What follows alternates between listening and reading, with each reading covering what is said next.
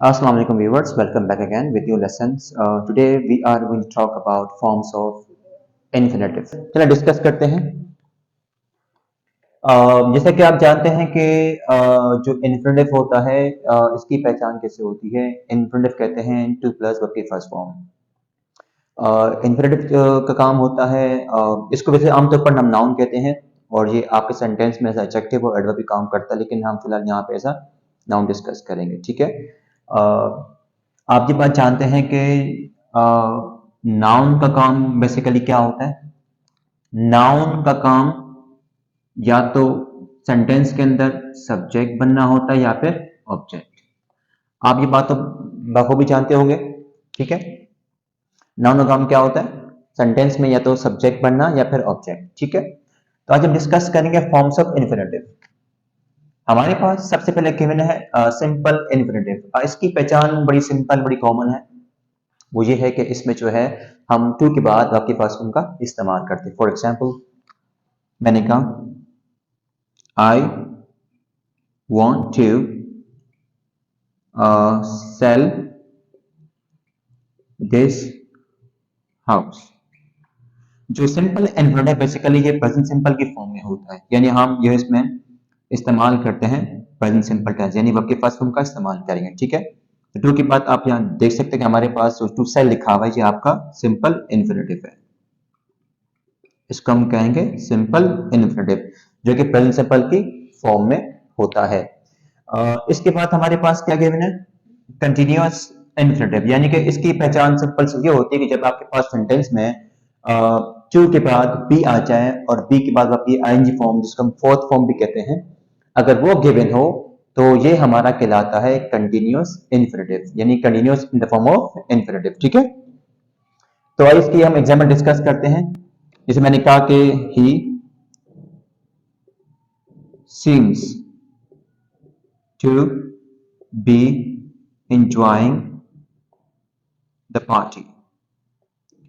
He seems to be enjoying the party. मतलब क्या इसका सीम के माने क्या है, लगता है, नजर आ रहा है, दिखाई देता है। ठीक है ना। लगता है कि वो पार्टी को एंजॉय कर रहा है। तो इस सेंटेंस में इसकी मीनिंग क्या है, लगता है वो कि वो पार्टी को एंजॉय कर रहा है। ठीक है ना। तो इसका हम इस्तेमाल करेंगे। इसकी मैंने बताया ना आपको कि पहचान बड़ी सिंपल बड़ी कॉमन है। इसमें जो है टू के बाद बी दिया होगा आपको और बी के बाद हम इस्तेमाल करेंगे वर्ब की आईएनजी फॉर्म। ठीक है। जबकि सिंपल जो आपका इन्फिनेटिव होता है उसमें हम टू के बाद वर्ब की फर्स्ट फॉर्म का इस्तेमाल करते हैं। ठीक है। अब चलते हैं परफेक्ट की तरफ। परफेक्ट का बड़ा कॉमन यूज है, वो ये है कि परफेक्ट इन्फिनेटिव के अंदर हमारे पास टू के बाद हम इस्तेमाल करते हैं हैव और उसके बाद हम वर्ब की थर्ड फॉर्म का इस्तेमाल करेंगे। टू के बाद कभी भी सेंटेंस में हैव का इस्तेमाल नहीं होता, आपने ये गलती कभी नहीं करनी है। टू के बाद हमेशा हम हैव ही का इस्तेमाल करते हैं, हैव का इस्तेमाल नहीं करते। तो आइए इसकी एग्जाम्पल डिस्कस करते हैं। वो क्या है कि ही, फॉर एग्जाम्पल मैंने कहा कि he seems to have enjoyed the party। मतलब क्या इसका कि लगता है कि उसने पार्टी को एंजॉय किया। यहाँ जो बेसिकली जो परफेक्ट आपका इन्फिनेटिव है, जो सेंटेंस के अंदर एक्शन की जो कंप्लीशन है उसकी बात कर रहा है। एक काम जो कंप्लीट हो चुका हो, यानी जो काम आपने मुकम्मल किया है उसके लिए इस्तेमाल करते हैं परफेक्ट इन्फिनेटिव। ठीक है। तो यहाँ आप देख सकते हैं कि हमारे पास टू दिया हुआ है और टू को हम इस्तेमाल किया हैव का, फिर उसके बाद हमने क्या इस्तेमाल किया वर्ब की थर्ड फॉर्म। तो ये हमारा कहलाता है परफेक्ट इन्फिनेटिव। जो हमारे पास फर्स्ट एग्जांपल है इसको हम कहेंगे सिंपल इन्फिनेटिव, क्योंकि इसके बाद हम टू के बाद यहाँ हम इस्तेमाल करते हैं वर्ब की फर्स्ट फॉर्म, और इसको हम कहेंगे कंटिन्यूअस इन्फिनेटिव, क्योंकि इसमें हमारे पास टू के बाद क्या इस्तेमाल हो रहा है वर्ब की, टू के बाद हम इस्तेमाल कर रहे हैं बी और बी के बाद हम इस्तेमाल कर रहे हैं वर्ब की आईएनजी फॉर्म। तो ये हमारा कहलाता है कंटिन्यूअस इन्फिनेटिव।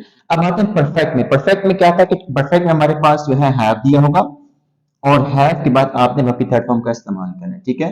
तो इसमें इसको हम कहेंगे परफेक्ट इन्फिनेटिव। अब चलते हैं परफेक्ट कंटिन्यूअस इन्फिनेटिव, यानी इसका इस्तेमाल आपने बिल्कुल प्रेजेंट परफेक्ट जो आपका कंटिन्यूअस टेंस है आपने बिल्कुल उसकी तरह ही इस्तेमाल करना है। फॉर एग्जांपल मैंने कहा जैसे कि he seems he seems to have been, he seems to have been enjoying the party for 2 hours, for 2 hours।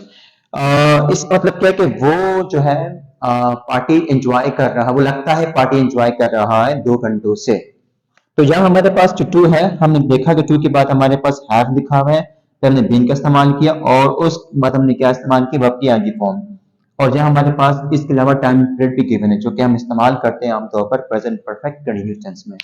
तो इसको हम कहते हैं परफेक्ट कंटिन्यूअस इन्फिनिटिव। मैंने जितनी भी यहाँ आपको एग्जाम्पल दी हैं, इन तमाम एग्जाम्पल आपके एक्टिव वॉइस की है, पैसिव वॉइस की नहीं है। और इसका पैसिव वॉइस का इस्तेमाल थोड़ा सा डिफरेंट होता है, हम उसमें जो है अलग तरीके से इस्तेमाल करते हैं। तो पैसिव वॉइस का जो तरीका है वो थोड़ा सा डिफरेंट है। अगर आप इसको पैसिव वॉइस में कन्वर्ट करना चाहते हैं तो आपने जो है सिंपल सा ये करना है कि आप जो है सेंटेंस में सिर्फ और सिर्फ एक काम करेंगे, वो ये है कि हम जो है टू के बाद लगा देंगे बी फॉर्म और उसके बाद आएगा वर्ब की थर्ड फॉर्म।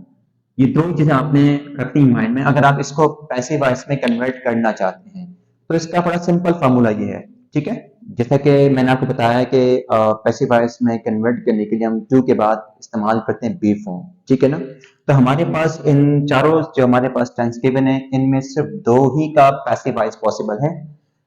एक आपका है सिंपल इन्फिनिटिव और एक आपका कहलाएगा परफेक्ट इन्फिनिटिव। इन दो ही का पैसिव वॉइस बनता है। तो इन दो का पैसिव वॉइस कैसे बनेगा?